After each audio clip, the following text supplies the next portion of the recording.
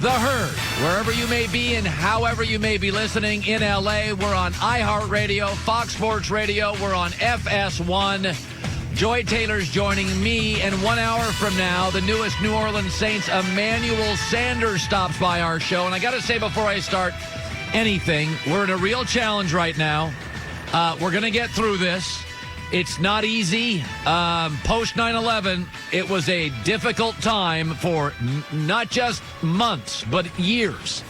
We're going to get through this. I saw something this morning. New Yorkers, 40,000 retired nurses, doctors, and medical personnel, 40,000 in New York that are retired, signed up to go back to work. If that's not America, if that's not New York, I don't know what is.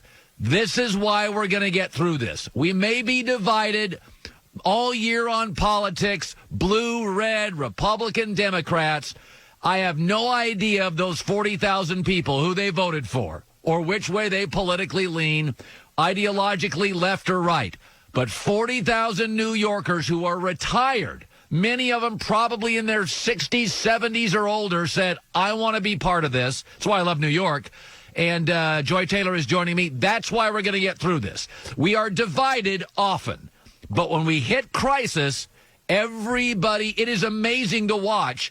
There's 50 companies in America, 50, that produce alcohol, that have now all decided we're going to produce hand sanitizers. We've got car companies creating ventilators.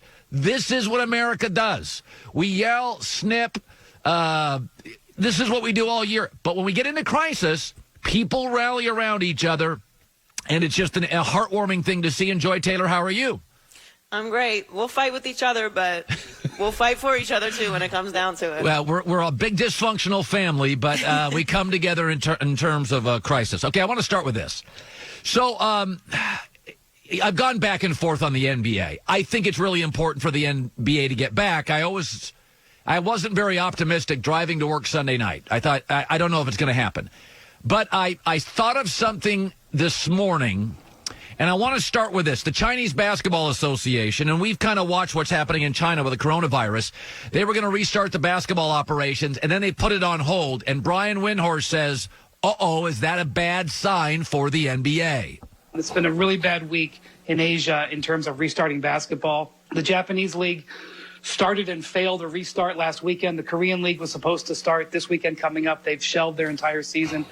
And now the Chinese league, which called all their foreign players back with the intention of restarting in mid-April, has pushed until May, which is a 4-month hiatus. They have to create a bubble where players, referees, officials, trainers, coaches can feel comfortable at operating in, and they haven't been able to do it. And that's what the NBA is going to do, and I think it's going to prove very difficult. But I want to say something why I think the NBA's got a real fighting chance here. The biggest brand in this league easily is the Lakers. And the biggest personal brand is LeBron, and it's not really close.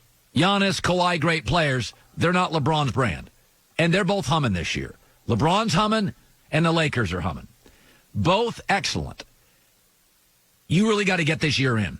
If the Yankees are really, really good, and they've got a bunch of stars, and you've got a crisis or a lockdown, you at least know the last images of that season will be somebody in Yankee Stadium potentially hoisting the banner, hoisting the trophy. That's a great last image. And I'll give you an example. LeBron's first title in Miami. We never discredit that. Do you know that was a shortened season? We never talk about that. We never bring that up. Why? Because the last image, we loved Dwayne Wade. We were so happy for LeBron, Chris Bosh. We saw images. We knew Pat Riley.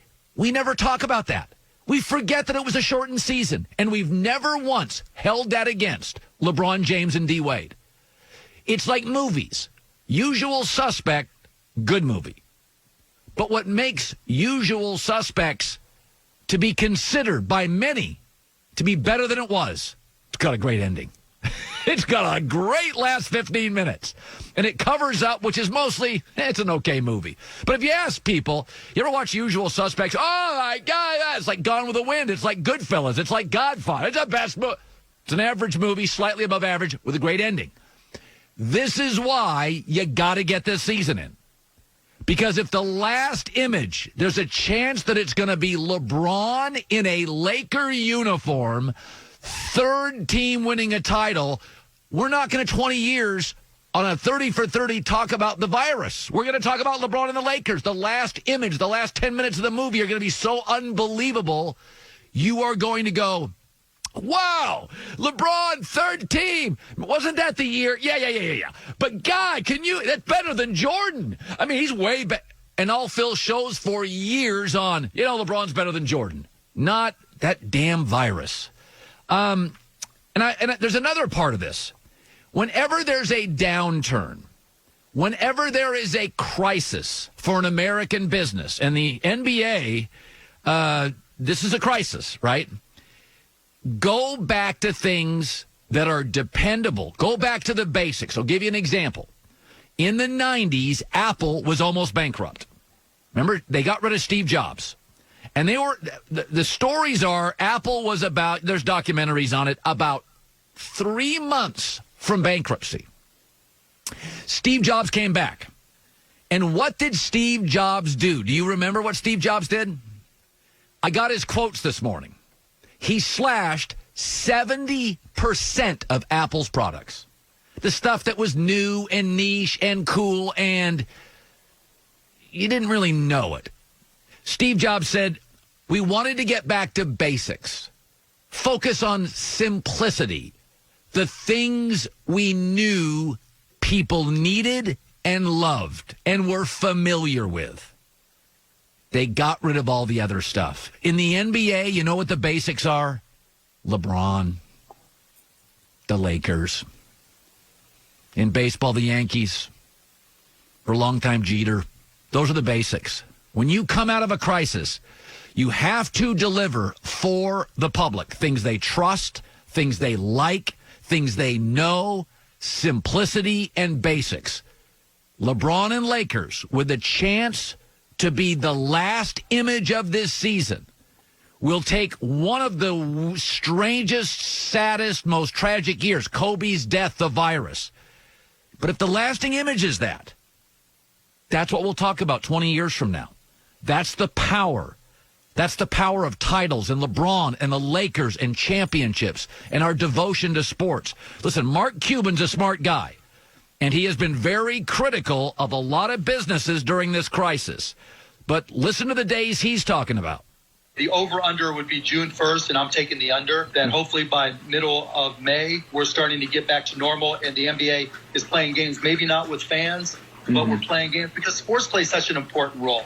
People want something to cheer for. People want something to rally around. People want something to be excited about. And if the Mavs and the NBA in general can get out there and start playing games in May so that they're on TV, I mean, sports is what we need right now. And I think sports will, I think we're coming together as a community, particularly in North Texas, but I think we need it. And I think the NBA is ready to play that role. To give you an idea of the basics being LeBron and the Lakers, if you take out Christmas Day, which is always the highest rated NBA regular season day, if you take that out, the 11 highest rated NBA games so far this year, 11 for 11, LeBron and the Lakers.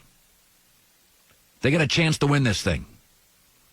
It will cover up some of the awfulness and the obstacles and the bumps and the crisis.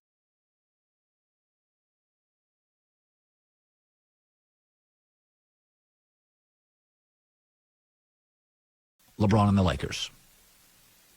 They get a chance to win this thing. How old he is, he looks 13. I think he looks 13 years old, so happy birthday for him. All right, so coming up next, Nick Wright this hour, Emmanuel Sanders next hour. Coming up next, we have paid so much attention to the Patriots. Tom's gone. And Tom Brady, why'd you leave?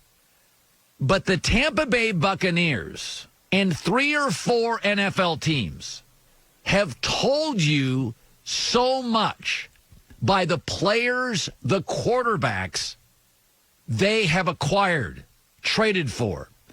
That really interesting story from Bruce Arians coming up. Hiring used to be really, really hard. There were stacks of resumes, confusing review processes, but it's easier today. That is if you use the one place that can deliver unquestionably, ZipRecruiter.com/herd.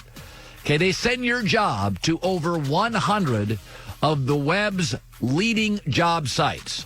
They have powerful matching technology, which scans thousands of resumes to find people with the right experience, and then they invite them to apply to your job. You can even add screening questions to your job listing. So effective, ZipRecruiter is so effective that 4 out of 5 employers who post there get a quality candidate within the first day. It's the smartest way to hire. Right now, ZipRecruiter, try it for free for my listeners. ZipRecruiter.com/herd, ZipRecruiter.com/HERD.